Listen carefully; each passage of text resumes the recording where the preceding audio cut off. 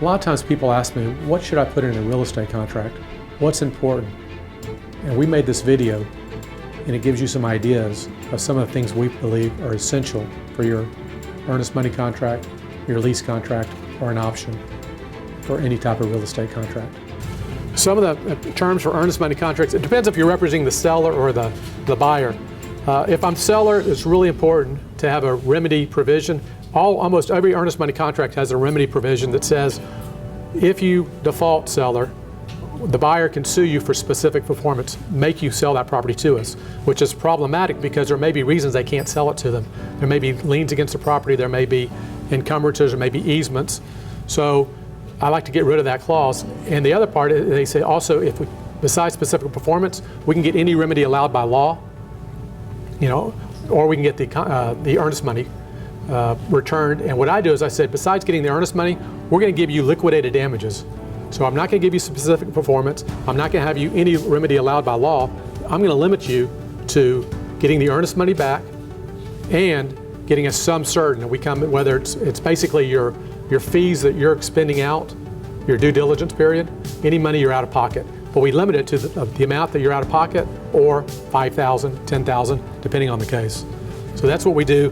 The other thing is we make them sell as is, where is. We tell the buyer, you want the property, you check the environmental, you get your inspector out there, you check it for zoning, you check it for access to the roads. We're selling this property as is, where is. The other thing we do is very unique in our practice. For our practice, I mean, other practices don't do this.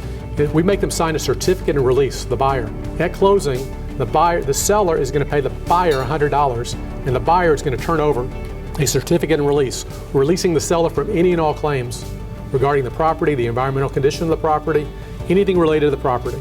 And we also try to get an indemnity.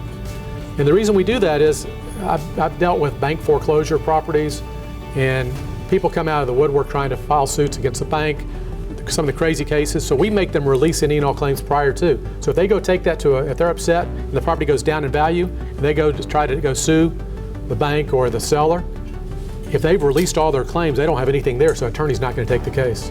And somebody that's a buyer that really wants it, they just want the property. So that's the time to get them to sign whatever. So that's an important clause. We also have them sign specialty warranty deeds, special warranty deeds instead of general warranty deed. A special warranty deed is, I'll guarantee the title, warranty the title, by, through, or under me from the time I had it, but not from the beginning of time.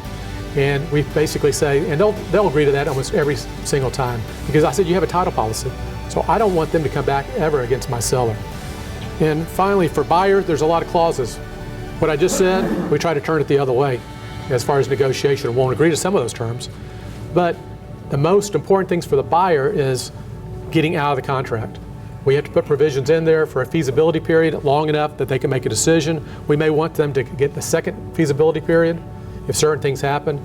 And the other part is we make sure they get their earnest money back if things don't go right. We also want to put a contingency clause about financing. So those are the kind of things we work on for real estate contracts.